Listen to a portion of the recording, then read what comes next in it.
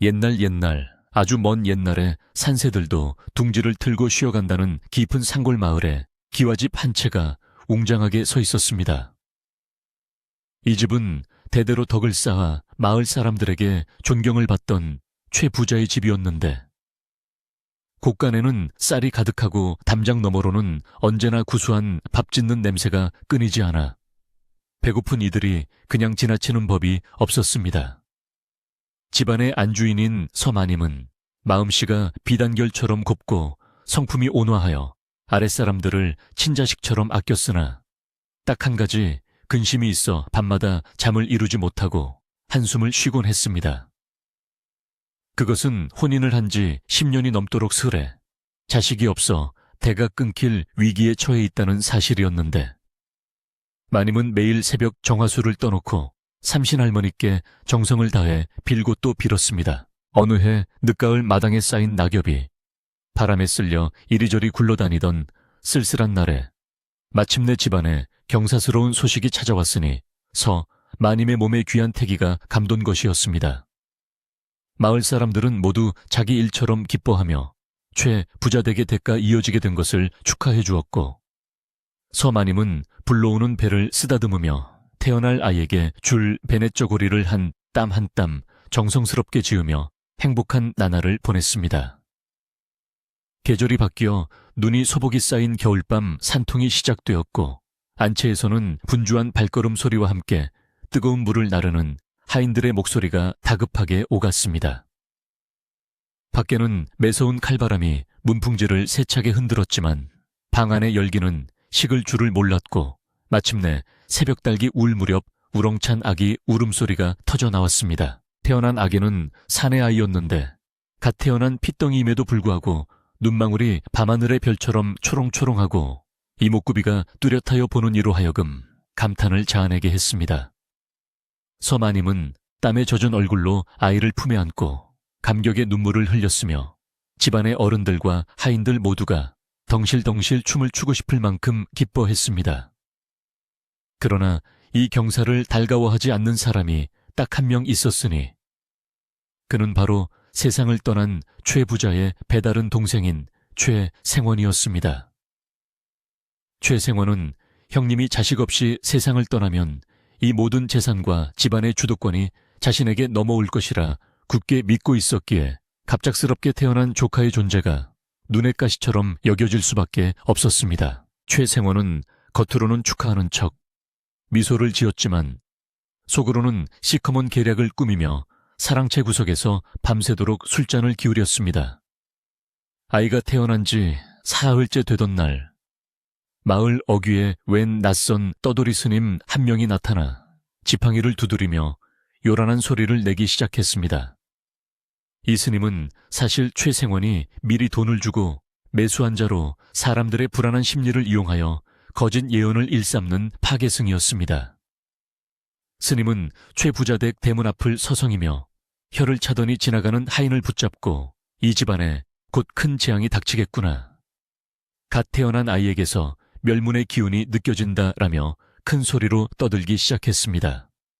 이 소문은 삽시간에 집안으로 퍼져나가 서마님의 귀에까지 들어가게 되었습니다. 불길한 소문에 흉흉해진 집안 분위기를 틈타 최생원은 그 스님을 사랑채로 정중히 모셔드렸고 집안의 어른들을 모두 불러 모아 스님의 말을 듣게 했습니다. 스님은 엄숙하고 무거운 표정으로 아이의 사주를 짚어보는 신용을 하더니 갑자기 눈을 부릅뜨고 호통을 치며 말했습니다. 이 아이는 태어날 때부터 부모를 잡아먹고 집안을 불태울 살을 타고났다. 만약 이 아이를 집안에서 키우게 되면 1년 안에 어미가 급사하고 3년 안에 집안의 기둥이 모두 무너져 내릴 것이다. 스님의 서슬 퍼런 저주는 듣는 이들의 간담을 서늘하게 만들었고 미신을 굳게 믿던 집안 어른들은 공포에 질려 웅성거리지 않을 수 없었습니다. 서마님은 아이를 품에 꼭 안고 말도 안 되는 소리입니다. 어찌 갓 태어난 핏덩이에게 그런 끔찍한 말을 하십니까? 라며 항변했지만 최생원은 짐짓 근심스러운 표정을 지으며 마님을 압박했습니다. 형수님, 저도 조카가 귀하지만 집안 전체가 망하고 형수님의 목숨까지 위험하다는데 어찌하겠습니까? 스님의 말씀이 저리 단호하니 이 아이를 집안에 들이는 것은 불 속으로 기름을 지고 뛰어드는 것과 같습니다.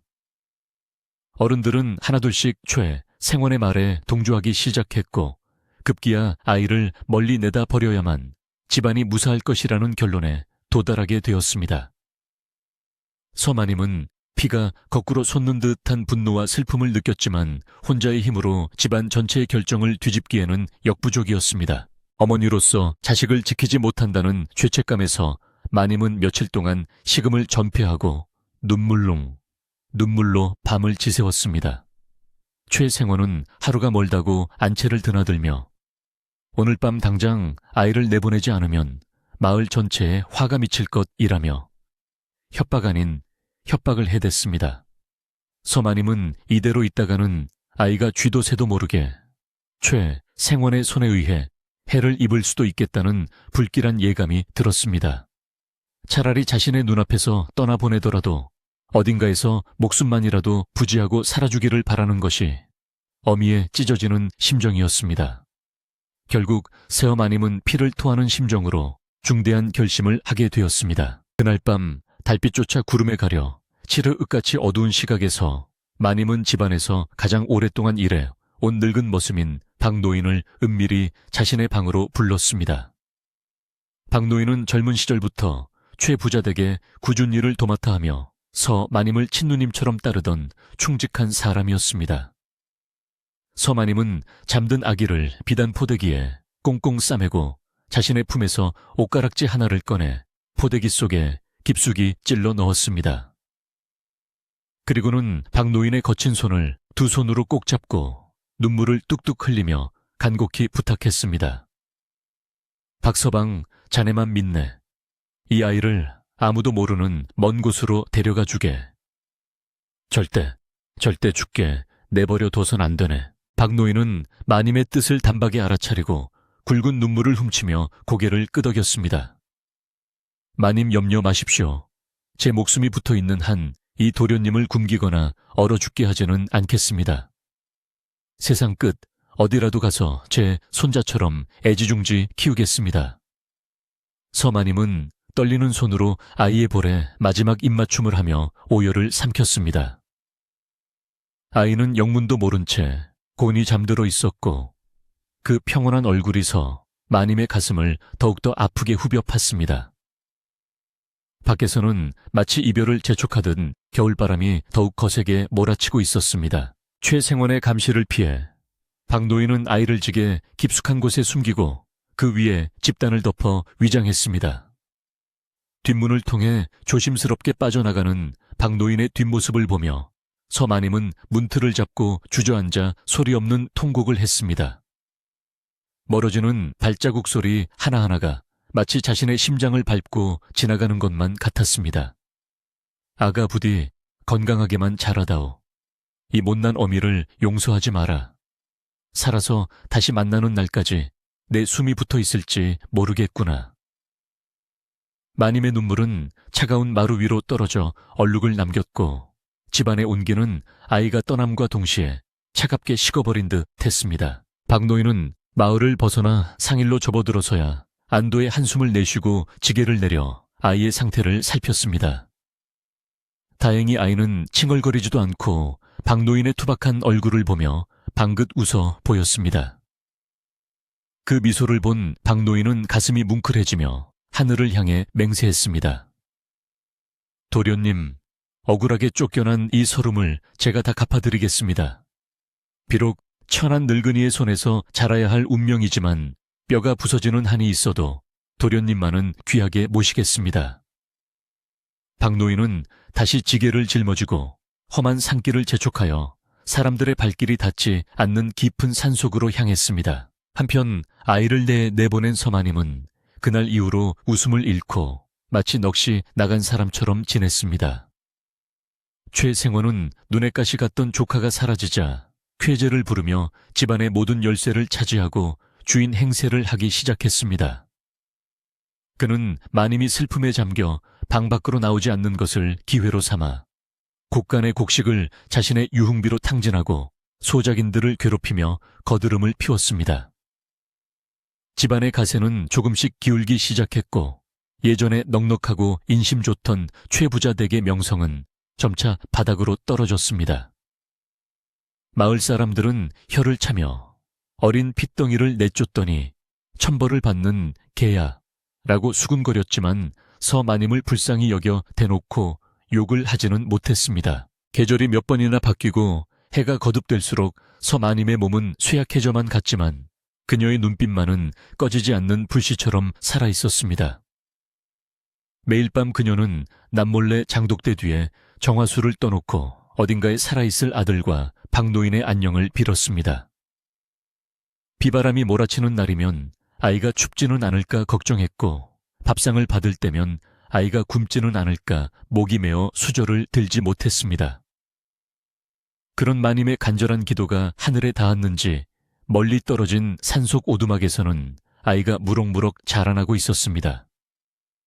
비록 비단옷 대신 거친 삼벗을 입고 쌀밥 대신 나무 열매와 칡뿌리를 먹으며 자랐지만 아이는 그 누구보다 맑고 건강한 소년으로 성장해가고 있었습니다. 박노인은 아이의 이름을 돌처럼 단단하고 건강하게 자라라는 뜻에서 돌석이라고 지어주었습니다. 돌석이는 걸음마를 떼자마자 박노인을 도와 나뭇가지를 줍고 말을 배우면서부터는 산짐승들과 친구가 되어 산속을 누비고 다녔습니다. 박노인은 돌석이에게 글을 가르치지는 못했지만 사람으로서 지켜야 할 도리와 자연의 이치를 몸소 보여주며 가르쳤습니다. 돌석아, 남의 것을 탐내지 말고 약한 것을 보면 도와주어야 한다. 그것이 진짜 산의 대장부란다. 돌석이는 할아버지가 세상의 전부였고 그의 말을 법처럼 따르며 구김살 없이 밝게 자라났습니다. 하지만 가끔 산 아래 마을을 내려다볼 때면 알 수 없는 그리움에 잠기곤 했습니다. 세월은 유수와 같이 흘러 어느덧 15년이라는 시간이 지났습니다. 강산이 변한다는 그 긴 시간 동안 최 생원의 횡포는 극에 달했고 집안은 껍데기만 화려할 뿐 속은 썩어 들어가고 있었습니다. 반면 산속의 돌석이는 건장한 청년의 모습이 되어가고 있었고 박노인은 이제 기력에 쇠하여 자리에 누워있는 날이 많아졌습니다. 어느 날 돌석이는 아픈 할아버지를 위해 약초를 캐러 절벽에 올랐다가 우연히 산 아래 거대한 기와집을 보게 되었습니다. 그 집을 보는 순간 가슴 한 구석이 찌릿하게 저려오며 이유를 알 수 없는 눈물이 볼을 타고 흘러내렸습니다. 이것이 운명의 장난인지 아니면 피의 이끌림인지 돌석이는 알 수 없었지만 그날부터 그의 마음속에는 산 아래 세상에 대한 호기심과 막연한 그리움이 싹트기 시작했습니다. 옛적에 산과 들이 고요하던 때에 시작된 이야기는 어느덧 15년이라는 긴 세월을 넘어 흘러갔습니다. 그동안 산천은 10번 하고도 5번이나 옷을 갈아입었지만 산 아래 최부자 댁의 시간은 마치 고인물처럼 썩어가고 있었습니다. 한때 마을 사람들의 자랑이었던 으리리한 기와집은 이제 여기저기 기와가 깨지고 담장이 무너져 내린 채 을씨년스러운 기운만 감돌았습니다.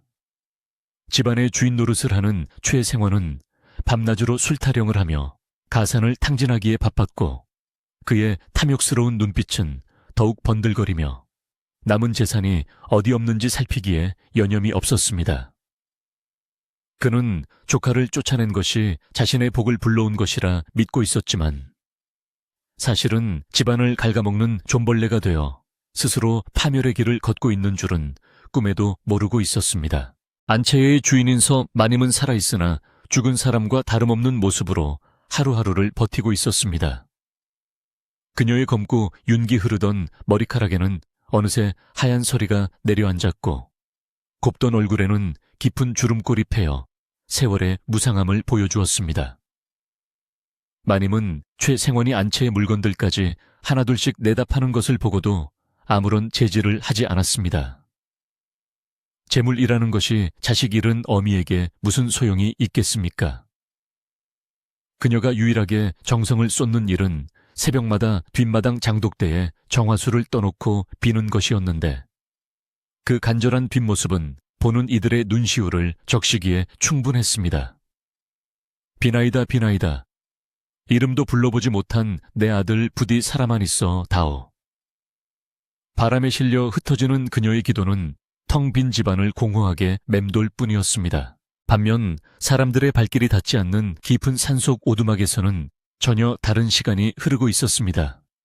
15년 전 갓난아기였던 돌석이는 이제 훤칠한 키와 떡 벌어진 어깨를 지닌 늠름한 청년으로 성장해 있었습니다. 비록 입고 있는 옷은 거칠고 남루한 삼벗이었지만 햇볕에 그을린 구릿빛 피부와 맑게 빛나는 눈동자는 귀티가 흘러 감출 수 없는 기품을 뿜어냈습니다. 돌석이는 산을 제 집 앞마당처럼 누비며 약초를 캐고 땔감을 구했는데 그의 발걸음은 산짐승처럼 날쌔고 도끼질 솜씨는 어찌나 힘차고 정확한지 굵은 통나무도 단번에 쪼개질 정도였습니다. 그는 자연 속에서 배우고 익힌 지혜로 산짐승의 울음소리만 듣고도 날씨를 예측할 줄 알았으며 풀잎의 색깔만 보고도 먹을 수 있는 것과 없는 것을 구별해내는 영민함을 지니고 있었습니다. 돌석이를 키운 박노인은 이제 허리가 굽고 걸음걸이가 느릿한 노인이 되어 있었습니다. 세월의 무게를 이기지 못한 그의 육체는 하루가 다르게 쇠약해져 갔지만 손자처럼 키운 돌석이를 바라보는 눈빛만은 언제나 따스하고 자애로웠습니다. 박노인은 돌석이가 장작을 패거나 물을 길어 올 때마다 흐뭇한 미소를 지으며 생각했습니다. 천생양반의 핏줄은 속일 수가 없구나. 저리도 훌륭하게 자라주다니 마님께서 보시면 얼마나 기뻐하실까. 하지만 그런 생각 끝에는 항상 짙은 그림자가 드리워졌습니다. 자신이 죽기 전에 돌석이의 신분을 찾아주어야 한다는 막중한 책임감과 혹여나 진실이 밝혀졌을 때 돌석이가 겪게 될 혼란과 위험에 대한 걱정이 노인의 가슴을 짓눌렀기 때문입니다. 어느 날 저녁 돌석이는 아궁기에 불을 지피며 곁에 앉아있는 박노인에게 조심스럽게 물었습니다. 할아버지, 저는 왜 부모님이 안 계셔요? 산 아래 마을에 가면 아이들은 다 어머니 아버지가 있던데. 돌석이의 질문은 박노인의 가슴을 철렁하게 만들었습니다. 언젠가는 듣게 될 질문이라고 생각했지만 막상 듣고 나니 말문이 막혀버린 것입니다. 박노인은 애써 태연한 척하며 마른 기침을 몇 번 하고는 먼 산을 바라보며 대답했습니다. 너는 바람이 데려다준 아이란다. 하늘이 내게 선물을 주신 개지. 부모님은 아주 훌륭한 분들이셨는데 피치 못할 사정으로 아주 먼 곳으로 떠나셨단다. 거짓말을 하는 노인의 목소리가 미세하게 떨렸지만 순박한 돌석이는 그 말을 의심 없이 믿고 고개를 끄덕였습니다. 돌석이는 비록 부모의 얼굴은 모르지만 자신을 키워준 박노인에게 지극한 효성을 다했습니다. 맛있는 산열매를 발견하면 제일 먼저 할아버지 입에 넣어드렸고 겨울밤이면 자신의 천으로 할아버지의 차가운 발을 녹여드렸습니다. 그는 산을 오르는 약초꾼들이나 나무꾼들을 만나면 무거운 짐을 대신 들어주기도 하고 길을 잃은 사람에게는 친절하게 길을 안내해 주어 산속의 착한 총각으로 소문이 자자했습니다. 사람들은 그의 됨됨이를 칭찬하며 네 집 자식인지 몰라도 참말로 잘 컸네. 복덩이여 복덩이라고 입을 모았습니다. 그런 칭찬을 들을 때면 돌석이는 수줍게 웃으며 머리를 긁적일 뿐이었지만 마음 한구석에는 채워지지 않는 허전함이 자리 잡고 있었습니다. 해가 서산으로 넘어가고 땅거미가 질 무렵이면 돌석이는 종종 높은 바위 위에 앉아 산 아래 마을을 내려다보곤 했습니다. 옹기종기 모여있는 촉가집들 사이로 유독 크고 낡은 기와집 한 채가 그의 시선을 잡아끌었습니다. 이상하게도 그 집을 보고 있으면 가슴이 먹먹해지고 알 수 없는 슬픔이 밀려와 눈시울이 붉어졌습니다. 저 집에는 누가 살까? 왜 저 집만 보면 마음이 이리도 아픈 걸까? 돌석이는 자신의 감정을 이해할 수 없어. 고개를 갸웃거렸지만 그 집 지붕 위로 피어오르는 저녁 연기를 볼 때면 마치 어머니의 품속처럼 포근한 기분을 느끼기도 했습니다. 그것은 핏줄이 당기는 천륜의 이끌림이었지만 돌석이는 아직 그 사실을 알 길이 없었습니다. 한편 산 아래서 마님도 돌석이가 마을을 내려다보는 그 시각이면 어김없이 가슴 통증을 느끼곤 했습니다. 바느질을 하다가도 바늘에 찔린 듯 가슴이 따끔거려 일손을 놓고 멍하니 창밖을 바라보는 일이 잦아졌습니다. 아가 살아만 있다면 이제 장가갈 나이가 되었겠구나. 어미가 지어준 베넷저고리는 아직 가지고 있느냐. 마님은 장롱 깊숙한 곳에 숨겨둔 돌석이를 떠나보낼 때 입혔던 것과 똑같은 천으로 만든 작은 옷을 꺼내어 얼굴을 파묻고 흐느꼈습니다. 그녀의 모정은 15년이라는 긴 시간 동안 단 한순간도 식지 않았고 오히려 그리움의 깊이는 날이 갈수록 더해만 갔습니다. 계절이 바뀌어 찬바람이 불기 시작하자 박노인의 기침소리가 예사롭지 않게 변했습니다. 밤새도록 콜록거리는 소리가 오두막을 울렸고 기침 끝에는 붉은 피가 섞여 나오기도 했습니다. 돌석이는 걱정스러운 마음에 밤잠을 설치며 할아버지의 등을 두드려 드리고 산을 뒤져 기침에 좋다는 도라지와 배를 구해와 다려 드렸지만 차도는 보이지 않았습니다. 박노인은 자신의 명이 얼마 남지 않았음을 직감하고 죽기 전에 반드시 해야 할 일을 마음속으로 정리하기 시작했습니다. 내가 죽으면 도련님은 천의 고아가 될 터인데 이대로 눈을 감을 수는 없다. 어떻게든 본가로 돌려보내야 해. 노인의 야윈 얼굴에는 비장함마저 감돌았습니다. 어느 날 밤 박노인은 열에 들떠 헛소리를 하기 시작했습니다. 마님, 서마님, 도련님을 살려야 합니다. 최생원이 안 됩니다. 돌석이는 할아버지의 이마에 물수건을 올려드리며 그 알 수 없는 말들을 귀담아 들었습니다. 서마님, 최생원 그분들이 누구시길래 할아버지가 꿈속에서도 저리 애타게 찾으시는 걸까? 의구심이 들었지만 지금은 할아버지의 열을 내리는 것이 급선무였습니다. 돌석이는 뜬 눈으로 밤을 지새우며 지극정성으로 간호했고 새벽녘이 되어서야 박노인의 숨소리가 조금 편안해지는 것을 보고 안도의 한숨을 내쉬었습니다. 그러나 박노인의 병세는 이미 돌이킬 수 없는 지경에 이르러 있었습니다. 며칠 뒤 박노인은 자리에 누워 일어나지 못할 정도로 기력이 쇠해졌습니다. 그는 떨리는 손으로 돌석이의 손을 잡고 힘겹게 입을 열었습니다. 돌석아, 내 약을 구하러 가지 말거라. 그냥 이 늙은이는 갈 때가 되어 가는 것이니. 하지만 돌석이는 고개를 세차게 저으며 눈물을 글썽겼습니다. 무슨 말씀을 그렇게 하세요? 제가 꼭 할아버지를 낫게 해드릴 거예요. 산 아래 마을에 가면 용한 의원이 있다고 들었어요. 제가 가서 약을 지어 올게요. 박노인은 산 아래로 내려가겠다는 돌석이의 말에 화들짝 놀라며 말리려 했지만 목소리가 나오지 않아 쉰 소리만 내뱉을 뿐이었습니다. 돌석이에게 할아버지는 부모이자 스승이며 세상의 전부였습니다.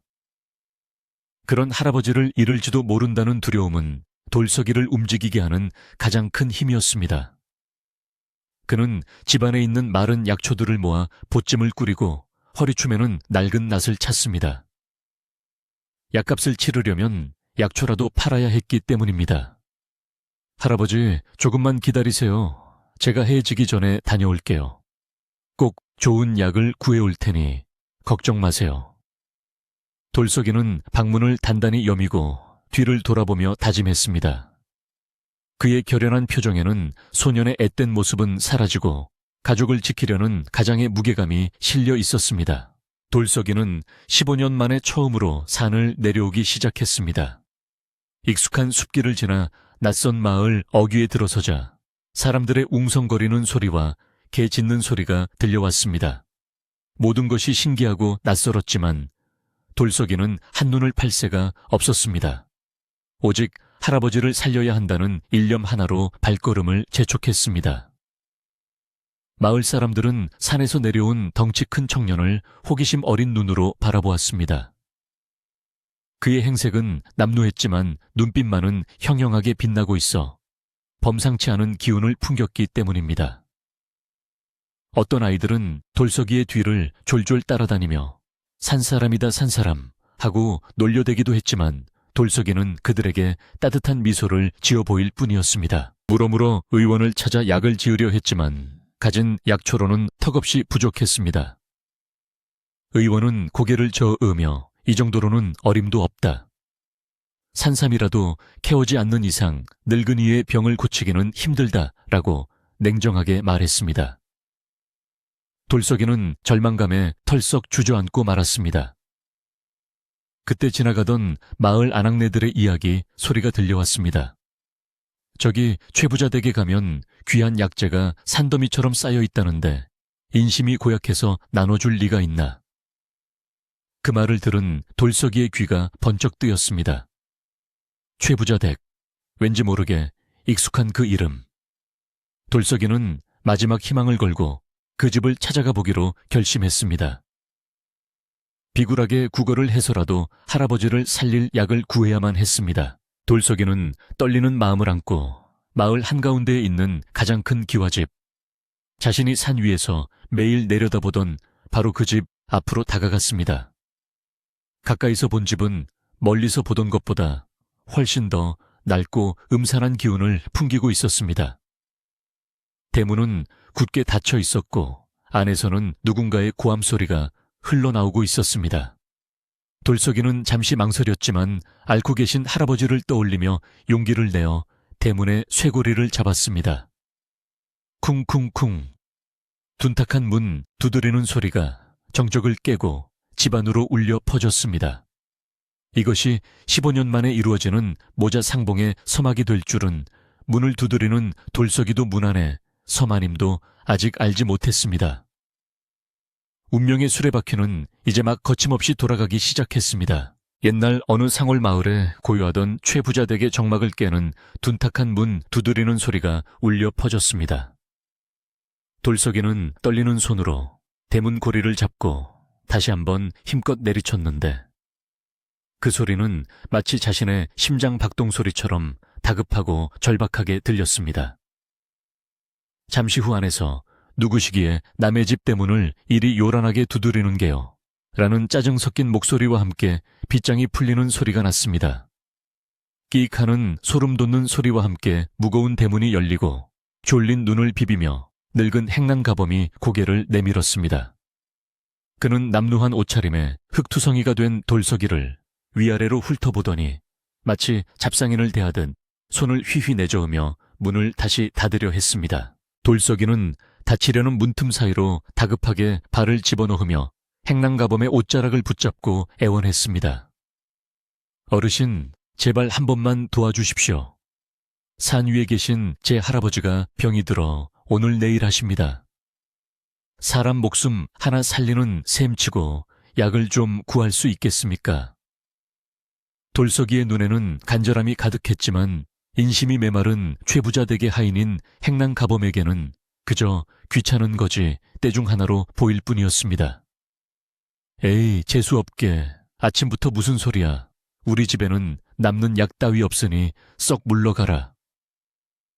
행랑가범은 돌석이를 거칠게 밀쳐냈고 돌석이는 힘없이 바닥에 나뒹굴었지만 다시 일어나 무릎을 꿇고 머리를 조아렸습니다. 대문 앞에서의 소란이 점점 커지자 안차의 깊숙한 곳에 머물던 서마님의 귀에도 그 소리가 들려왔습니다. 평소 같으면 바깥 일에 신경을 쓰지 않았을 터이나 그날따라 웬일인지 그 애원하는 목소리가 가슴을 파고들어 견딜 수가 없었습니다. 서마님은 시중드는 아이를 앞세우고 무거운 몸을 일으켜 대문 쪽으로 걸음을 옮겼습니다. 무슨 일이기에 이리 소란스러운 개냐? 마님의 나직하지만 위험 있는 목소리가 들리자 행랑가범은 화들짝 놀라 허리를 굽히며 길을 터주었습니다. 마님 별일 아닙니다요. 웬산 거지가 와서 약을 달라고 행패를 부리고 있습니다.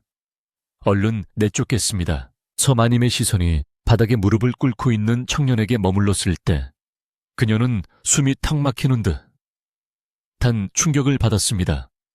헝클어진 머리카락과 흙먼지 묻은 얼굴 사이로 보이는 저 맑고 깊은 눈동자, 그리고 콧날에 선이 죽은 남편의 젊은 시절 모습과 너무나도 닮아 있었기 때문입니다. 마님은 자신도 모르게 비틀거렸고 곁에 있던 아이가 급히 부축했습니다. 돌석이 또한 고개를 들어 마님을 바라보았을 때 가슴속 깊은 곳에서 뜨거운 것이 울컥 치솟아 오르는 것을 느꼈습니다. 난생 처음 보는 분이건만 마치 오래전부터 알고 있었던 것 같은 그리움과 따스함이 전해져와 눈시울이 뜨거워졌습니다. 이것이 바로 하늘이 맺어준 천륜이라는 것인지. 두 사람은 한동안 말없이 서로를 응시할 뿐이었습니다. 정신을 차린 서 마님은 떨리는 목소리로 돌석이에게 물었습니다. 그래, 어디 사는 누구기에 이리 간곡하게 청하는 것이냐? 돌석이는 울먹이는 목소리로 사정을 이야기했습니다. 저는 저 뒷산 오두막에 사는 돌석이라 하옵니다. 저를 키워주신 할아버지가 몹쓸 병에 걸려 사경을 헤매고 계십니다. 의원님 말씀이 산삼이나 귀한 약재가 아니면 살릴 수 없다 하여 염치불구하고 찾아왔습니다. 제발 저를 불쌍히 여기시어 약을 조금만 나눠주십시오. 이 은혜는 죽어서도 잊지 않겠습니다. 돌석이의 효심 가득한 말에 서 마님의 눈에서는 하염없이 눈물이 흘러내렸습니다. 마님은 즉시 행랑가범에게 호통을 쳤습니다. 당장 곳간 문을 열어라. 안쪽에 보관해둔 산삼 한 뿌리와 탕약을 가져오너라. 행랑가범은 깜짝 놀라 눈을 동그랗게 뜨며 머뭇거렸습니다. 마마님, 그것은 최생원 어른께서 귀하게 여기시는 물건인데 허락도 없이 내주었다가는 무슨 호통을 들으려고 그러십니까? 하지만 서마님은 단호했습니다. 이 집안의 안주인은 나다 사람이 죽어가는데 약이 무슨 소용이란 말이냐? 내 말이 들리지 않느냐? 마님의 솥을 퍼런 기세에 눌린 행랑가범은 헐레벌떡 곳간으로 뛰어갔고 서마님은 돌석이에게 다가가 흙 묻은 손을 잡아주며 따뜻한 눈길을 보냈습니다. 그 손의 온기는 돌석이의 얼어붙은 마음을 녹여주기에 충분했습니다. 바로 그때 사랑채 문이 벌컥 열리며 술 냄새를 잔뜩 풍기는 최생원이 비틀거리며 마당으로 나왔습니다. 대낮부터 웬 놈들이 이리 시끄럽게 구는 게야 내 잠을 깨우다니 목이 달아나고 싶은 것이냐. 최생원의 고함 소리에 집안의 공기가 순식간에 얼어붙었습니다. 그는 붉게 충혈된 눈으로 마당을 휘둘러 보다가 서 마님 앞에 서 있는 돌석이를 발견하고는 그 자리에 못 박힌 듯 멈춰 섰습니다. 술기운이 확 달아날 정도로 돌석이의 얼굴은 15년 전 자신이 쫓아냈던 형님의 핏줄과, 아니 형님 그 자체와 너무나 닮아 있었기 때문입니다. 공포와 경악 그리고 알 수 없는 분노가 최생원의 얼굴을 일그러뜨렸습니다. 최생원은 본능적으로 이 청년이 그때 버려진 조카임을 직감했습니다. 살아있었어 그 추운 겨울에 산짐승밥이 되었을 줄 알았는데 멀쩡하게 살아서 제 발로 걸어 들어오다니. 그의 머릿속에는 15년 전 스님의 저주가 다시금 떠올랐습니다. 이 아이가 돌아오면 집안이 망한다. 최생원은 자신의 지위와 재산을 뺏길지도 모른다는 두려움에 사로잡혀 이성을 잃고 소리를 질렀습니다. 저놈 잡아라. 어디서 감히 도둑놈이 들어와 안주인을 홀리고 있느냐. 저놈은 약을 구하러 온 게 아니라 우리 집안의 재물을 훔치러 온 도적대의 첩자가 분명하다. 최생원의 뜬금없는 호통에 하인들이 우르르 몰려나왔고 영문을 모르는 서마님은 돌서기를 막아서며 외쳤습니다. 생원, 이게 무슨 망발입니까? 이 아이는 그저 효심 깊은 청년일 뿐입니다. 어찌 죄 없는 사람을 도둑으로 몬단 말입니까? 그러나 이미 눈이 뒤집힌 최생원의 귀에는 아무것도 들리지 않았습니다. 그는 오히려 서마님을 거칠게 밀쳐내며 하인들에게 명령했습니다. 형수님은 비키시오. 이놈 눈빛을 보시오. 탐욕이 덕지덕지 붙어 있지 않소. 내 눈은 못 속인다. 여봐라 못들 하느냐. 당장 저놈을 포박하여 멍석마리를 해라. 주인의 솥을 퍼런 명령에 하인들은 머뭇거리다 돌석이에게 달려들었습니다. 돌석이는 억울함에 발버둥을 쳤습니다. 저는 도둑이 아닙니다. 그저 할아버지를 살리고 싶었을 뿐입니다. 놔라 이거 놓아라. 돌석이는 산에서 다져진 힘으로 하인 몇 명을 뿌리쳤지만 때로 덤비는 장정들을 당해낼 수는 없었습니다. 결국 그는 흙바닥에 처박혀 굵은 밧줄로 온몸이 꽁꽁 묶이는 신세가 되고 말았습니다. 서마님은 바닥에 주저앉아 통곡하며 안 된다 제발 그만해라 라고 절규했지만 최생원은 비릿한 웃음을 흘리며 돌석이의 뺨을 사정없이 후려쳤습니다. 내 놈이 감히 내 집 마당을 밟아 다시는 얼씬도 못하게 다리를 분질러 놓아야 한다. 그때 대문 밖에서 웅성거리는 소리가 들리더니 마을 사람들이 하나둘씩 모여들기 시작했습니다. 돌석이가 잡혀 있다는 소문이 순식간에 퍼진 것이었습니다.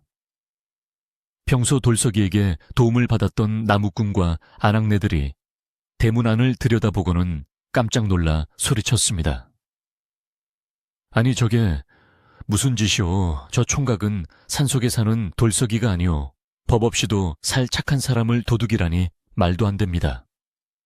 마을 사람들은 최생원의 횡포를 익히 알고 있었기에 이번만큼은 참지 않고 목소리를 높였습니다. 최생원, 아무리 돈이 많아도 사람을 저리 대하면 천벌을 받소. 당장 그 줄을 풀어주시오. 마을 사람들의 거센 항의에 최생원은 잠시 당황하는 듯 했으나 이내 표정을 싹 바꾸며 더욱 표독스럽게 소리쳤습니다.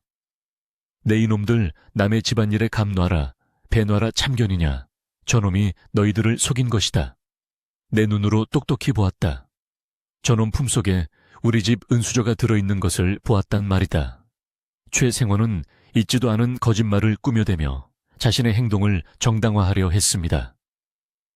그는 하인들에게 몽둥이를 가져오라 이르며 사람들이 보는 앞에서 돌석이를 본보기로 삼아 자신의 위세를 떨치려 했습니다.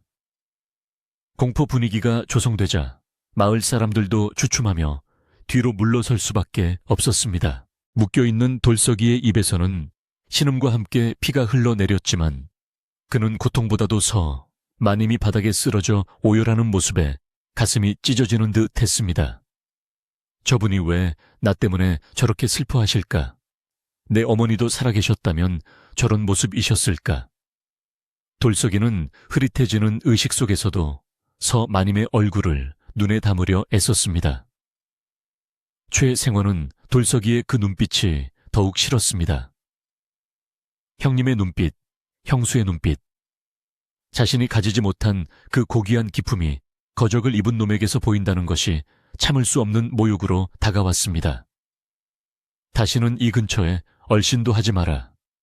내 눈에 한 번만 더 띄면 그날은 네 제삿날이 될 줄 알아라. 최생원은 하인들에게 눈짓을 보내 돌석이를 대문 밖으로 내동댕이치게 했습니다. 던져버려라 짐승만도 못한 놈. 하인들은 돌석이를 들어 올려 대문 밖 흙길에 짐짝처럼 던져버렸습니다. 쿵 하는 소리와 함께 돌석이는 바닥에 떨어져 뒹굴었고 품속에 간직했던 낫과 약초 주머니가 흙탕물 속에 흩어졌습니다. 대문이 쾅 하고 닫히는 소리가 마치 세상과의 단절을 알리는 신호처럼 들렸습니다. 닫힌 문 뒤로 마님의 아가 불쌍한 것이라는 희미한 울음소리만이 바람에 실려 나올 뿐이었습니다. 마을 사람들은 혀를 차며 쓰러진 돌석이를 일으켜 세우려 다가왔습니다. 돌석이는 욱신거리는 몸을 이끌고 겨우 일어섰습니다. 찢어진 옷 사이로 생채기가 나고 얼굴은 멍투성이가 되었지만 육체의 고통은 아무것도 아니었습니다.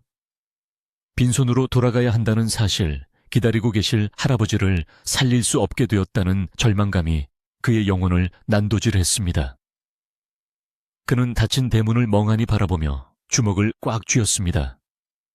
분노가 아닌 슬픔이 원망이 아닌 무력감이 그를 감쌌습니다. 하늘에서는 먹구름이 몰려와 금방이라도 비를 뿌릴 듯 어두워졌고 돌석이는 비틀거리는 걸음으로 다시 산을 향해 발길을 돌렸습니다. 그의 뒷모습은 세상 모든 짐을 짊어진 듯 처량하기 그지없었습니다. 한편 억지로 방으로 끌려 들어간 서마님은 가슴을 치며 통곡했습니다. 그 청년의 눈망울이 눈앞에 아른거려 미칠 것만 같았습니다.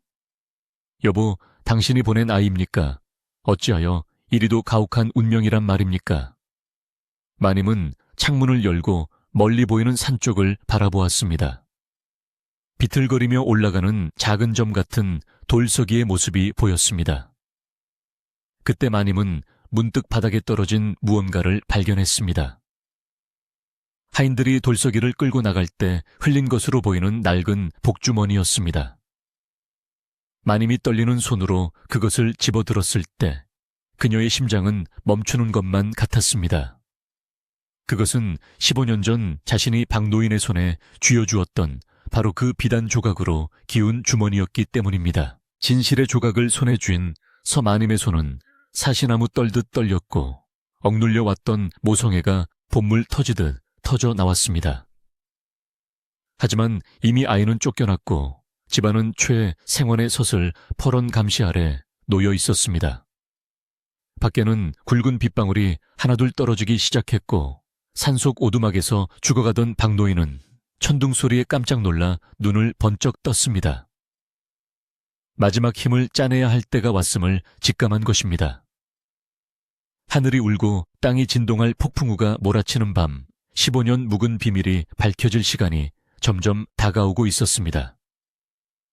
이제 이야기는 마지막 결말을 향해 치닫고 있었습니다. 아주 오랜 옛날 바람이 맑게 불던 날에 시작된 슬픈 운명은 이제 거친 비바람이 되어 산천을 뒤흔들고 있었습니다. 쫓겨나 빈손으로 산길을 되돌아온 돌석이는 오두막 문 앞에 다다르자마자 다리에 힘이 풀려 주저앉고 말았습니다. 쏟아지는 빗줄기는 그의 멍든 얼굴을 씻어내렸지만 가슴 깊이 박힌 서러움과 죄책감은 씻어내지 못했습니다. 할아버지를 살릴 약을 구하기는커녕 도둑으로 몰려 매질만 당하고 돌아온 자신의 처지가 한없이 원망스러워 돌석이는 땅을 치며 소리 없는 오열을 토해냈습니다. 그때 방 안에서 기척이 느껴지더니 문이 삐그덕 열리며 다 죽어가던 박노인이 휑한 눈으로 기어 나왔습니다. 그는 돌석이의 참담한 몰골을 보자마자 모든 사정을 짐작하고는 마른 장작 같은 손을 뻗어 손자의 젖은 어깨를 감싸 쥐었습니다. 박노인은 꺼져가는 생명의 불씨를 태우며 마지막 기력을 짜내어 단호한 목소리로 말했습니다. 돌서가 울지 마라. 사내 대장부가 이까짓 일로 눈물을 보여서는 안 된다. 이제 때가 되었다. 나를 업고 다시 그 집으로 가자. 돌석이는 깜짝 놀라 고개를 저으며 소리쳤습니다. 할아버지, 그게 무슨 말씀이세요? 그 몸으로 산을 내려가시다니요. 게다가 그 집은 우리를 도둑 취급하며 내쫓은 곳입니다. 다시 갔다가는 뼈도 못 추릴 것입니다. 하지만 박노인의 눈빛은 그 어느 때보다 형형하게 빛나고 있었습니다. 내 목숨이 붙어있는 한 반드시 해야 할 일이 있다. 내가 죽어서 저승에 가서로도 눈을 감지 못하게 할 셈이냐. 어서 나를 업어라. 이것이 내 마지막 소원이다. 할아버지의 결연한 의지에 꺾인 돌석이는 울음을 삼키며 지게에 짚을 깔고 박노인을 조심스럽게 태웠습니다. 깃털처럼 가벼워진 할아버지의 무게가 등 뒤로 전해져 오자 돌석이의 가슴은 다시금 미어지는 듯 했습니다. 폭우가 쏟아지는 어두운 산길은 한 치 앞도 분간하기 어려웠지만 돌석이는 미끄러지고 넘어지면서도 이를 악물고 발걸음을 옮겼습니다. 번개가 번쩍이며 하늘을 갈랐고 천둥 소리가 산을 울렸지만 두 사람의 행렬을 막을 수는 없었습니다.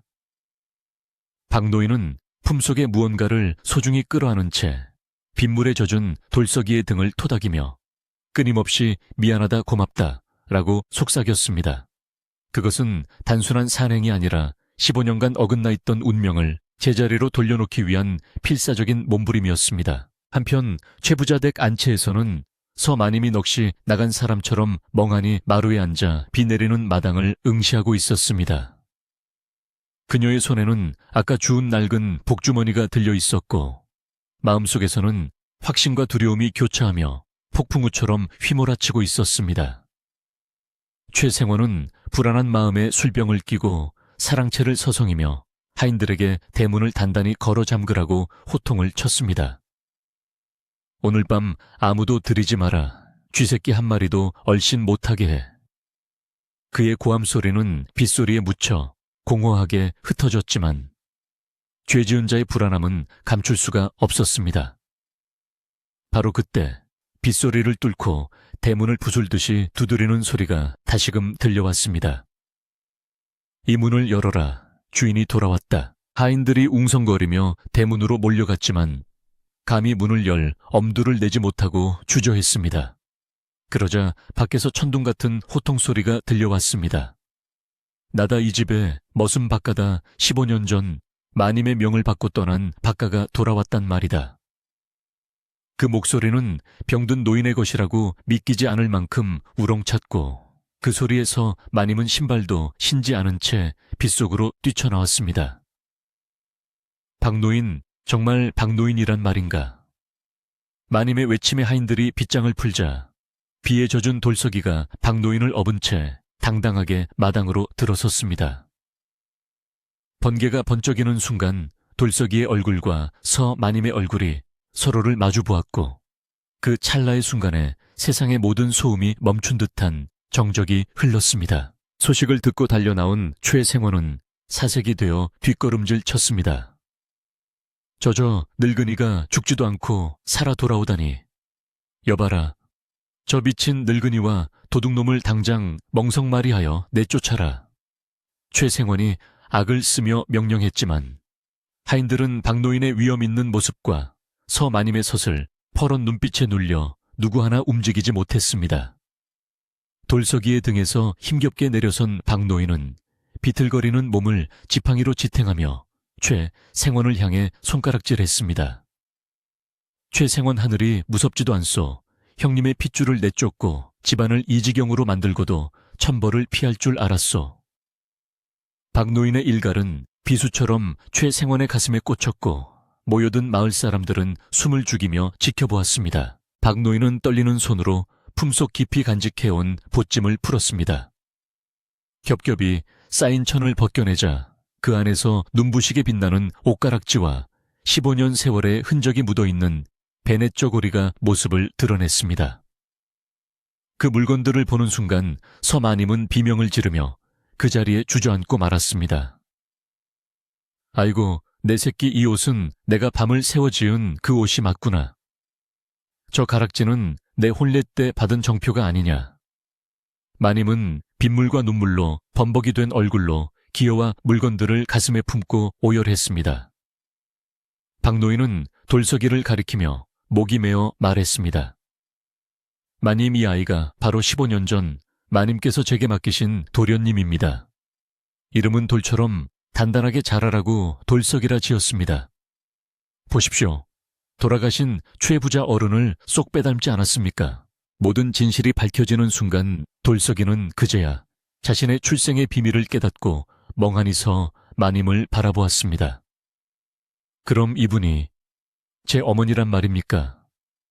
믿기지 않는 사실에 돌석이의 눈에서도 뜨거운 눈물이 솟구쳤습니다. 서마님은 비틀거리며 일어나 돌석이에게 다가가 흙투성이가 된 아들의 얼굴을 어루만졌습니다. 아가, 내 아들아, 이 못난 어미를 용서해다오. 너를 알아보지 못하고 도둑으로 몰리게 하다니 내 눈을 뽑아도 시원치 않겠구나. 두 모자는 빗속에서 서로를 부둥켜 안고 목 놓아 울었습니다. 그 애절한 울음소리는 하늘도 감동시켰는지 맹렬하던 빗줄기가 조금씩 잦아들기 시작했습니다. 마을 사람들도 심지어 하인들조차 눈물을 훔치며 이 기적같은 상봉을 축복했습니다. 궁지에 몰린 초해생원은 쥐구멍이라도 찾고 싶은 심정이었으나 이미 마을 사람들의 눈초리는 싸늘하게 변해 있었습니다. 그때 박노인이 마지막 힘을 다해 소리쳤습니다. 저자는 점쟁이 중과 짜고 거짓 예언으로 도련님을 죽이려 했습니다. 제가 이 두 눈으로 똑똑히 보았습니다. 마을 어르신들이 지팡이를 짚고 나서며 꾸짖었습니다. 최생원 자네가 사람이요 짐승도 제 핏줄은 알아보거늘 어찌 형수와 조카에게 이리도 끔찍한 짓을 저질렀단 말이오. 당장 이 마을에서 떠나시오. 마을 사람들의 분노, 어린 함성에 최생원은 더 이상 버티지 못하고 고개를 떨구었습니다. 그는 자신의 탐욕이 부른 비참한 최후를 맞이하며 옷가지 하나 챙기지 못한 채 밤어둠 속으로 도망치듯 사라져 버렸습니다. 모든 것이 제자리로 돌아온 그날 밤, 박노인은 따뜻한 아랫목에 누워서 마님과 돌석이의 손을 잡고 편안한 미소를 지었습니다. 마님 도련님, 이제 저는 여한이 없습니다. 두 분이 행복하게 사시는 모습을 저승에서라도 지켜보겠습니다. 박노인은 그 말을 유언으로 남기고 마치 깊은 잠에 빠지듯 평온하게 숨을 거두었습니다. 서마님과 돌석이는 생명의 은인이자 아버지와 같았던 박노인의 죽음을 슬퍼하며 정성스럽게 장례를 치렀습니다. 그들은 집안의 양지 바른 곳에 박노인의 묘를 쓰고 매년 제사 때마다 그를 기리며 은혜를 잊지 않았습니다. 박노인의 희생과 충심은 마을 사람들의 입을 통해 오래도록 전설처럼 전해지게 되었습니다. 최생원이 떠나고 주인이 돌아온 최부자댁은 예전의 활기를 되찾았습니다. 돌석이는 본래의 이름을 되찾고 집안의 주인이 되었지만 산에서 배운 겸손함과 자연의 이치를 잊지 않았습니다. 그는 곡간을 열어 가난한 이웃들에게 곡식을 나눠주고 소작인들의 세경을 낮춰주어 마을 사람들로부터 어진 부자라고 칭송받았습니다. 허물어졌던 담장은 다시 튼튼하게 쌓아 올려졌고 잡초가 무성하던 마당에는 다시금 예쁜 꽃들이 피어나 향기를 더했습니다. 집안 곳곳에는 웃음꽃이 피어났고 한때 끊겼던 밥 짓는 연기는 다시금 모락모락 피어올라 마을의 평화를 알렸습니다. 세월이 흘러 어느 여름밤 둥근 보름달이 환하게 마당을 비추고 있었습니다. 대청마루에는 못이 적삼을 입은서 마님과 늠름한 청년이 된 아들이 나란히 앉아 더위를 식히고 있었습니다. 서마님은 부채를 들어 아들에게 살랑살랑 바람을 보내주며 옛날 이야기를 도란도란 들려주었습니다. 아가, 너는 바람이 데려다준 귀한 아이란다. 모진 비바람을 견디고 든든한 나무가 되었으니 이제 더 이상 바랄 것이 없구나. 아들은 어머니의 무릎에 머리를 기대며 편안하게 눈을 감았습니다. 풀벌레 소리가 자장가처럼 들려오고 시원한 바람이 모자의 뺨을 스치고 지나갔습니다. 어머니의 부채질 소리는 규칙적으로 탁탁하며 고요한 밤 공기를 갈랐습니다. 그 소리는 마치 세상의 모든 근심과 걱정을 멀리 날려보내는 소리 같기도 했고 아들을 지키려는 어머니의 심장 박동 소리 같기도 했습니다. 아들은 어머니의 따스한 사랑 속에서 그 어느 때보다 깊고 달콤한 잠에 빠져들었습니다. 15년간의 긴 이별과 고통은 이제 꿈결처럼 아득해졌고 오직 평온함만이 그 기와집을 감싸 안았습니다. 밤하늘의 별들도 이 아름다운 모자를 축복하듯 반짝이며 내려다보고 있었습니다. 이야기는 여기서 끝이 납니다. 모진 시련 속에서도 잃지 않은 사랑과 믿음이 결국엔 따뜻한 봄날을 가져온다는 것을 우리네 예시이야기는 말해주고 있습니다. 오늘 밤 여러분의 꿈속에도 서마님의 부채바람처럼 시원하고 다정한 평화가 깃들기를 바랍니다. 고단했던 하루의 짐은 모두 내려놓으시고 돌석이가 어머니 품에서 느꼈던 그 안온함 속에서 편안히 주무시길 바랍니다. 세상의 모든 어둠이 물러가고 따뜻한 햇살이 비칠 내일을 기약하며 이제 등불을 끄고 조용히 물러가겠습니다. 안녕히 주무십시오.